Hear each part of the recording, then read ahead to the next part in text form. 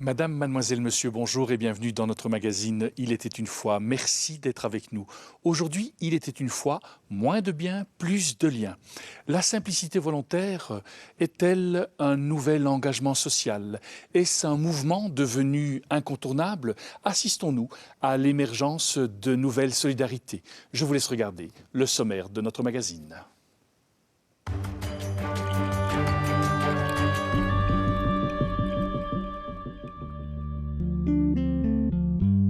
Mélanie et Bernard ont choisi de refuser la course à la consommation trop souvent offerte par nos sociétés. Ils vivent sans s'encombrer d'appareils qu'ils jugent superflus. Les 8 Pères Café ont conquis la Belgique. Tout s'y répare, ou presque. Une autre initiative citoyenne qui a le vent en poupe, les selles. Mais que nous propose-t-il donc? Evelyne de Bouwer, Corinne Owen, bonjour et merci d'avoir accepté notre invitation. Evelyne de Bouwer, vous êtes doctorante en sciences politiques à l'Université catholique de Louvain et vous avez publié un livre aux éditions Couleur Livre intitulé « Moins de biens, plus de liens, la simplicité volontaire, un nouvel engagement social ». Quant à vous, Corinne, vous êtes journaliste aux médias catholiques et vous êtes, comme d'habitude, venue avec votre petit panier rempli de reportages pour nous aider à comprendre la thématique de notre magazine. Alors, qu'en est-il du premier? Bien, le premier reportage, Philippe, c'est une rencontre, celle d'un couple, Bernard et Mélanie Delooy, que vous connaissez, Emeline. Bernard, au départ, il est avocat à Bruxelles et il a été très vite sensibilisé par le stress de la grande ville. Il aurait voulu avoir une ville sans voiture, une ville piétonnière. Et Mélanie, au départ, elle est journaliste et ensemble, ils ont décidé de vivre d'une manière différente. Vous allez peut-être mieux comprendre après avoir vu le petit reportage qui va suivre.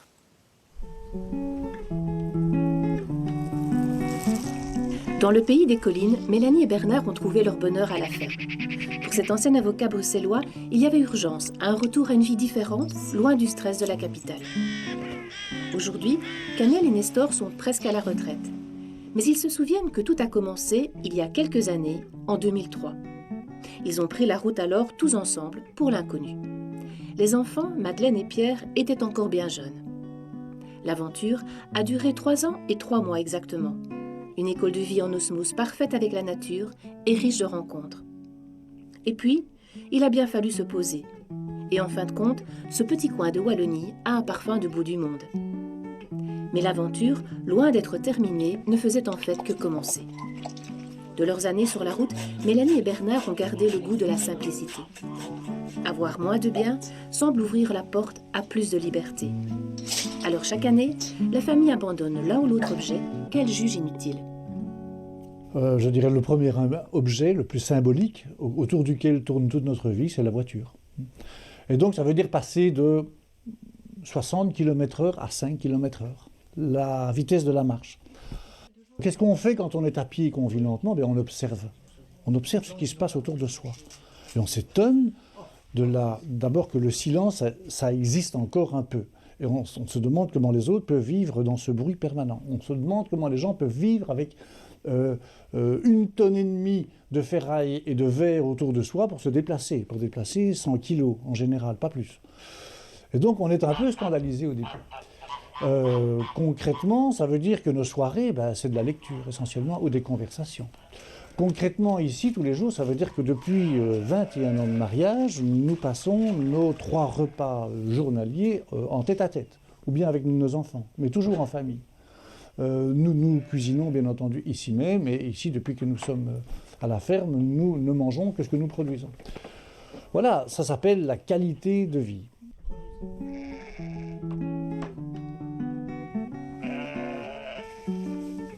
Alors qu'est-ce que ça implique dans le quotidien en fait? Ça implique de travailler physiquement presque tout le temps. En tout cas, profiter de la clarté du jour et de travailler. C'est quasiment 5 km par jour que je parcours rien que sur l'étendue de la ferme ici, à à nourrir les animaux ou à cultiver, à buter des légumes ou à transformer une parcelle de prairie en potager en y mettant des couches de carton et puis des couches de paille. Donc ça demande beaucoup de matière organique, ça demande beaucoup de main-d'œuvre. Mais je pense que grâce à ça, on se couche fatigué mais heureux tous les soirs. Et vous n'avez pas peur de perdre du temps, justement? Non, parce que il n'y a pas de temps à gagner. Je crois qu'on perd sa vie en essayant de gagner du temps. Je pense qu'en fait, c'est un peu comme le travail. Le travail, ce n'est pas quelque chose qu'on a ou qu'on n'a pas. Ce qui est important, c'est de faire des choses et de prendre son temps pour le faire bien. Voilà, et c'est ce qu'on essaye de faire. Et donc, évidemment, ici, nous serons toujours les plus petits maraîchers de Belgique. Ce sera toujours une microculture, ce sera toujours à échelle humaine, c'est-à-dire avec des outils conviviaux, c'est-à-dire qu'il n'y a pas de tracteur, il n'y a pas de... le moins de machines électriques ou thermiques possible, et donc on fait quasiment tout à la main, donc avec scie et avec bêche et avec cisaille, quoi. Est-ce que c'est une démarche, on pourrait dire, quasi spirituelle? Sûrement, bien sûr. Physique et spirituelle, oui, bien entendu. Ben parce que toutes les spiritualités nous rejoignent ici même, dans la simplicité. Je ne connais pas une forme de vie spirituelle qui prône l'accumulation ou la prospérité. Aucune.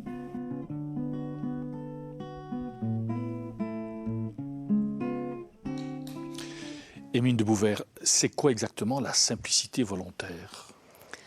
Donc c'est une philosophie de vie ou une démarche de vie qu'on résume souvent en disant que c'est consommer moins pour vivre mieux. Donc il y a à chaque fois les deux parties du slogan, moins de biens, plus de liens. Une réduction de la consommation, mais pour un mieux-être, pas juste pour devenir frustré ou juste s'auto-limiter. Et qui se concrétise comment dans la réalité? De plein de manières. Vous avez vu une manière ici avec Bernard, des lois.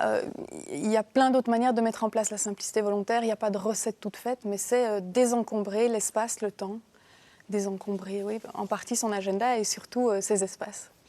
Le temps, justement, le temps est important, on l'a entendu dans le reportage, c'est vraiment une donnée clé fondamentale de cette simplicité volontaire? Oui, c'est ça.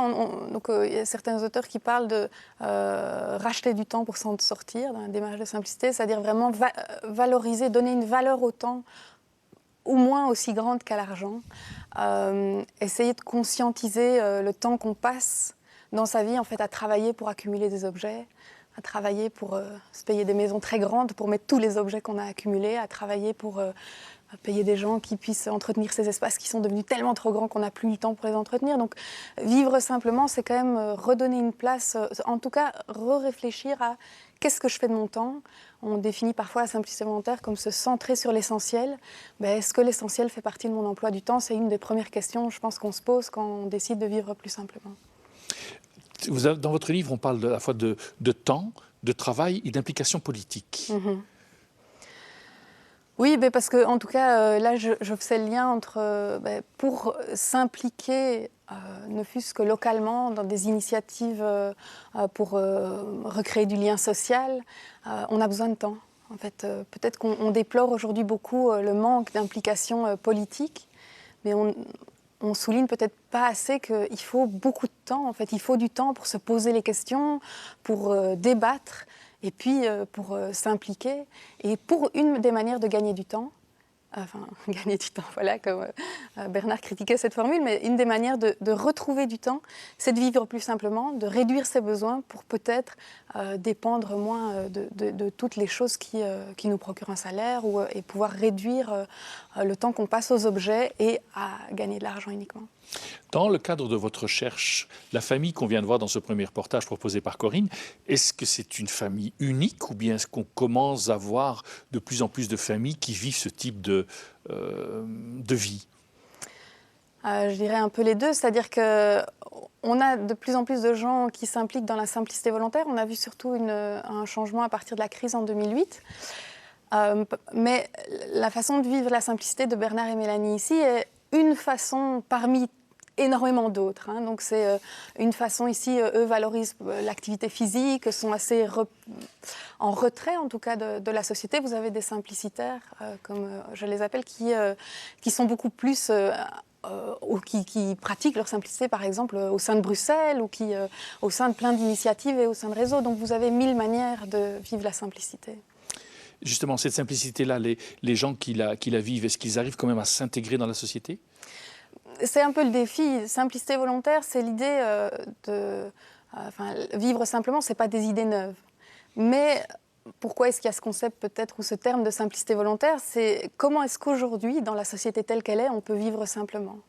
Et donc évidemment, il y a des pratiques qui sont reprises de pratiques anciennes, mais il y a aussi des créations et énormément de créativité nécessaire, puisque voilà, le monde tel qu'elle est, la ville telle qu'elle est, comment est-ce que je peux quand même vivre simplement, malgré la publicité omniprésente, malgré des pistes cyclables qui ne sont pas en très bon état, malgré, voilà, comment est-ce que je fais malgré tout pour vivre simplement? Et il y a quand même pas mal de gens aujourd'hui qui nous montrent que c'est possible de vivre simplement ici même. Corinne, je reviens vers vous. Donc, c'était facile de trouver cette famille. Est-ce qu'il y a eu plusieurs exemples? Il y avait plusieurs exemples. Cette famille nous avait particulièrement touchés parce que Émile nous en avait parlé. Et d'ailleurs, si vous voulez les retrouver, ils ont écrit ce livre qui s'appelle Classe de terre, où ils racontent leur aventure. Ils sont partis quand même pendant 3 années avec leurs 2 enfants et leurs 2 ânes sur les routes d'Europe. Et alors, vous verrez que tout n'est quand même pas toujours très rose. C'est parfois très difficile de vivre simplement, beaucoup plus difficile qu'on imagine. Donc je vous invite à lire leurs aventures. Alors, ça, c'est donc pour le premier reportage. Oui. Vous en avez un deuxième également. Alors j'ai un deuxième reportage, c'était un petit peu mon coup de cœur, ça s'appelle les Repair Café.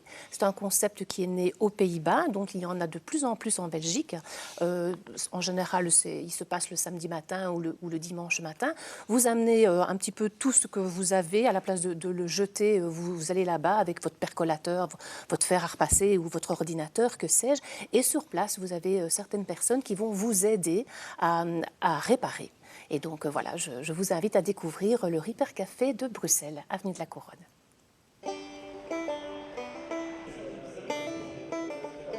Un dimanche après-midi dans un atelier pas comme les autres. Il y a du monde et de tous les âges. Antonin est venu en famille pour un problème bien précis. Aujourd'hui, j'ai décidé de réparer un boîtier qui permet d'allumer des appareils de tout en électricité à distance grâce à une télécommande. Dans les Repair Café, on apporte un peu tout et n'importe quoi. Des objets qui cherchent une seconde vie. Mais l'idée est d'aller plus loin qu'une simple réparation. Le principal concept, c'est de réparer ensemble.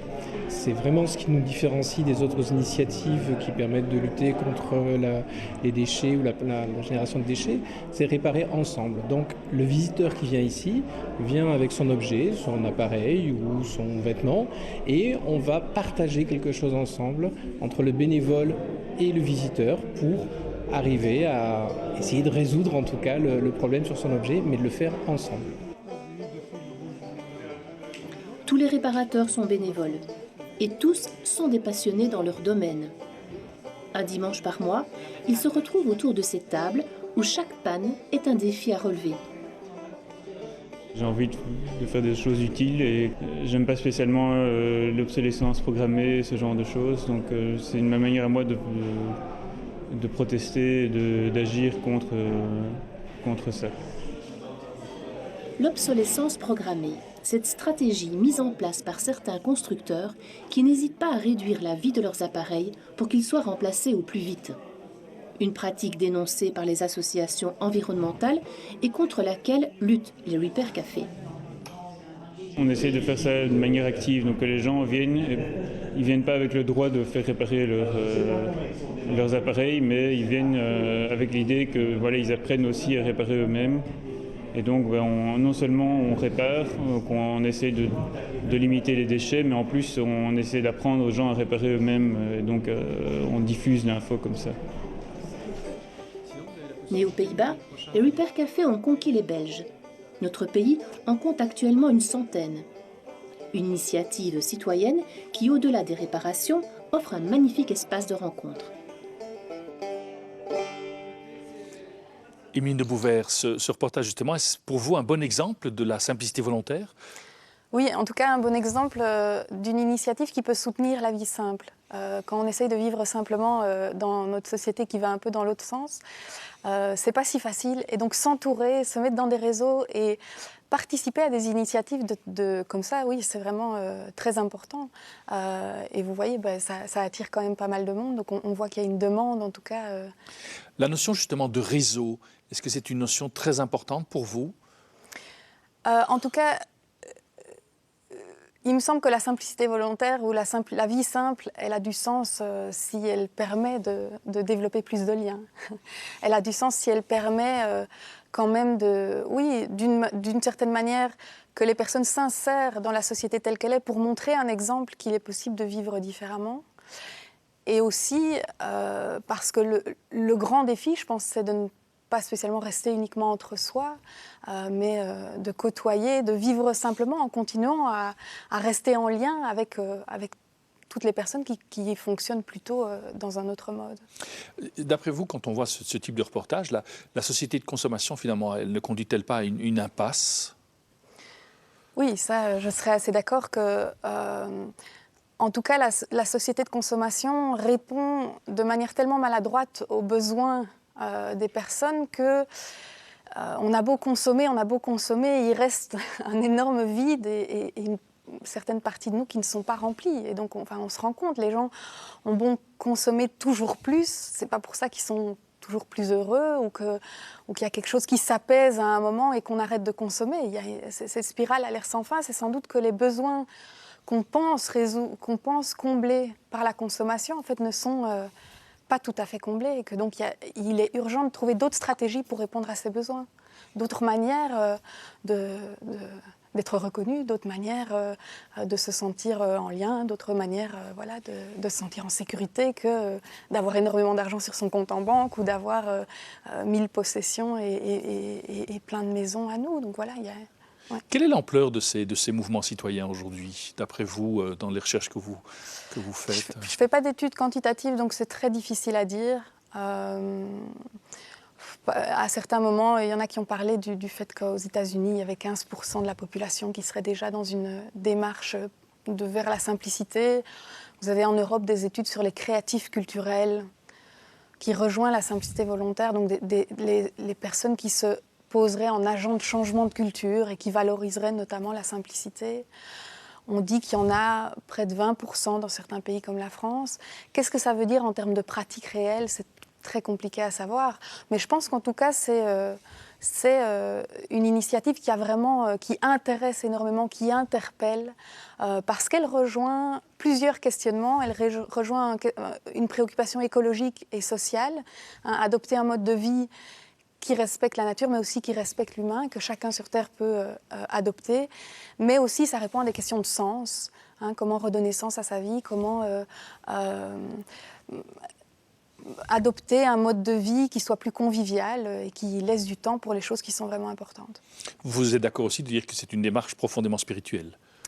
Oui, je dirais existentielle mais je suis d'accord. Corinne, on revient vers vous pour votre troisième reportage. Oui, avec un autre coup de cœur. Ça s'appelle le sel. Alors vous allez voir, ce sont des personnes qui font des échanges entre elles. Il n'y a pas d'argent. Il y a une monnaie, mais qui est tout à fait fictive. Et ces personnes s'échangent des biens, des savoirs, toutes sortes de choses. Vous allez découvrir dans le reportage. Vous comprendrez beaucoup mieux.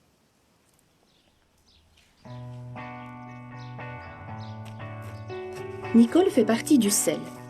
Le CEL, ou encore système d'échange local, c'est-à-dire un réseau de personnes qui échangent des services, des biens ou des savoirs. Aujourd'hui, elle a rendez-vous avec Céline. Lorsqu'elle doit se rendre au village, elle propose tout naturellement un covoiturage. Cet après-midi, Céline en profite donc pour aller chez le boucher. Pas question d'euros dans les transactions du CEL. Ces échanges sont mesurés en fonction du temps qu'ils prennent et chaque CEL a sa monnaie. À Rochefort ou Ciney, par exemple, 1 heure de prestation correspond à un petit beurre. Chacun est crédité ou débité en fonction de ce qu'il a demandé ou reçu. Une course chez le boucher correspondra probablement à un demi-petit beurre, si la boucherie n'est pas trop loin. Une demi-heure de service que Céline devra donner à d'autres membres. Mais pourquoi se sont-elles engagées dans cette aventure pas comme les autres ? La première raison de s'engager dans le CEL, c'est utilitaire. J'ai besoin de services parce que j'ai des enfants, je suis malade ou simplement tout le monde a besoin d'un service à un moment ou l'autre. C'est aussi l'idée de l'objectif de recréer du lien social dans son quartier, dans son village. Ici, c'est sur 2 communes, mais si on a beaucoup de membres dans un village, ça recrée du lien. Et la finalité, pour certains et pour les organisateurs en tout cas, c'est l'idée de participer à un changement de société. Parce qu'on peut constater que toutes les crises qui sont là présentes ne nous mettent pas dans un environnement très positif. Et le système d'échange local, c'est justement remettre du positif, du lien, de la créativité entre les gens. Alors quels sont les services qui s'échangent le plus ? Ah là, on peut tout demander, on peut tout offrir dans le CEL, mais il faut trouver une personne qui est preneuse. Mais en général, les gardes d'enfants, tout ce qui concerne l'alimentation, préparer des repas ou participer à une fête de famille, donc aider à une fête de famille par exemple. Il y a aussi les services de couture, de prêt de matériel. C'est très très très diversifié. Tu viens pour ton anniversaire? Ben oui, je viens voir. C'est cette fameuse salle. Mais il y en a 2 en fait. Il y a celle-ci qui est la salle du rez-de-chaussée. Des échanges tellement diversifiés que des ASBL comme le Petit Théâtre de la Grande Vie s'y est lancé. Camille souhaite louer une salle pour son anniversaire et c'est Françoise qui la reçoit. Et donc voici la cuisine, bébé. Ça c'est un chauffe-eau mais qu'on n'utilise pas pour la cuisine, c'est le chauffe-eau pour la douche. D'accord, mais il y a le chauffe-eau. À nouveau, les transactions se font dans la monnaie locale. Camille devra s'engager à offrir pas mal d'heures en échange de sa petite fête. Tout le monde a quelque chose à offrir, mais parfois il y a des gens qui offrent des choses dont on n'a pas besoin précisément à ce moment-là. Mais c'est pas grave, il n'y a pas de délai. On peut inscrire et puis en voyant ce que d'autres proposent, on peut se dire bah, tiens, moi je pourrais le faire aussi. Et une fois qu'on est dedans, on se sent... On a de nouvelles idées, quoi. Parce que c'est vrai que parfois des gens sont un peu peureux ou n'ont pas suffisamment confiance dans leurs capacités. Ils proposent des petites choses, puis ils voient, bah tiens, celui-là, il a proposé ça. Et ça, ils peuvent élargir leurs offres et demandes. Au départ, l'argent n'était-il pas, lui aussi, une simple monnaie d'échange, avant de devenir le but de toute une vie pour certains. Pour les membres du CEL, l'essentiel est de revenir à une société solidaire, tissée de rencontres, et de partage des savoirs de chacun. Est-ce une nouvelle forme de volontariat, ce qu'on a vu dans ce reportage? C'est quand même un petit peu différent, dans le sens que c'est vraiment une manière d'échanger et aussi de redonner de la valeur à plein d'activités qui aujourd'hui ne sont pas valorisées dans le sens qu'on leur attribue une rémunération. Mais dont les gens ont besoin. Et donc, quand on est dans un CEL, on se rend compte qu'il y a plein de choses qui s'échangent et dont les gens sont vraiment très contents de recevoir le service, des trajets, mais aussi des gardes d'enfants, enfin des choses. Et donc, on se rend compte qu'on peut offrir plein de choses. C'est aussi des initiatives qui permettent de valoriser et de faire réaliser aux gens qu'ils ont plein de choses à offrir, qu'on peut offrir plein de choses à la collectivité. Mais imaginez l'exemple. Moi, je vais faire le ménage chez Corinne. Comment est-ce que je vais être certain comment est-ce qu'on va évaluer ce service et comment être certain qu'elle va également faire ce service? Comment est-ce que je peux être certain qu'elle va faire ce à quoi elle s'est engagée? C'est sur la confiance ou bien est-ce qu'il y a quand même... Chaque salle a quand même une comptabilité stricte et assez... Oui, comptabilise les heures. Oui. Donc, par contre, on peut être en négatif et on peut être en positif. Ça dépend des CEL, jusqu'à certaines limites. Mais donc, si on vous a offert 1 heure, vous devez rendre 1 heure. Ah, pas moi, je viens déjà faire son ménage pour 1 heure. Donc. Mais pas nécessairement l'un vis-à-vis de l'autre. Oui, c'est dans la communauté. Est-ce qu'on assiste à l'émergence d'une nouvelle forme d'économie? Est-ce qu'on peut aller jusque-là? Il y a en tout cas des économistes et autour de l'économie solidaire et tout ça ou l'économie alternative qui parlent, oui, de nouvelles formes d'économie, en tout cas, mais plutôt de nouvelles formes plurielles, de l'idée qu'il est important de pluraliser l'économie. Oui, donc, pluraliser l'économie, mais aussi veiller à avoir une économie plus de proximité. On tient compte de cette réalité-là aussi? Oui, bien sûr. Donc ici, les Selles, évidemment, c'est dans une périphérie, dans une aire géographique limitée, puisque l'idée n'est pas non plus de prendre sa voiture énormément pour aller rendre service, et aussi, évidemment, pour resolidifier les collectivités locales, essayer de redonner corps à certains villages, essayer que les gens puissent de nouveau... C'est une manière de se rencontrer, mais on valorise beaucoup la convivialité. C'est rare les gens qui ne les valorisent pas, mais arriver à ce qu'une initiative conviviale, ça doit se baser sur des actions. Juste se rencontrer, faire une fête de voisins, dans certains endroits, ça marche. Mais quand on se rencontre autour d'un échange de services, il y a moyen peut-être que des liens un peu plus forts se tissent, ou en tout cas peut-être durables. Et c'est un des buts, je pense, des services d'échange locaux. Vous avez d'autres exemples de solidarité, justement, qui sont nés de cette simplicité volontaire? Donc il y a pas mal d'initiatives locales qui tournent autour de la simplicité volontaire. Donc on a vu les Ripper Cafés, il y a les services d'échange locaux, il y a les réseaux d'échange de savoir, les RES. Vous avez les potagers collectifs où il y a pas mal d'entraide entre les différents jardiniers. Vous avez les villes en transition, villes et communes en transition. Vous avez les habitats groupés. En tout cas, il y a toute une mouvance aussi qui vise à penser l'habitat pour que, en tout cas réorganiser, pour qu'il y ait plus de collectifs, plus d'échanges. Vous avez des bibliothèques locales sans locales, par exemple là où j'habite. Donc essayer que les gens puissent échanger ce qu'ils n'utilisent pas tous les jours et qu'on puisse diminuer notre consommation aussi par le partage. Pas seulement parce qu'on fait tout soi-même et qu'on rentre dans une autre forme de boulimie. Vous avez le sentiment justement que moins de biens, comme on le dit bien, mais ça conduit vraiment à plus de liens? Vous avez le sentiment de l'expérience que vous avez, de vos recherches aujourd'hui, de dire oui, on sent qu'il y a vraiment des liens qui se créent, qui se tissent, qui conduisent à vraiment peut-être à ce que l'humain retrouve une autre place au sein de la société?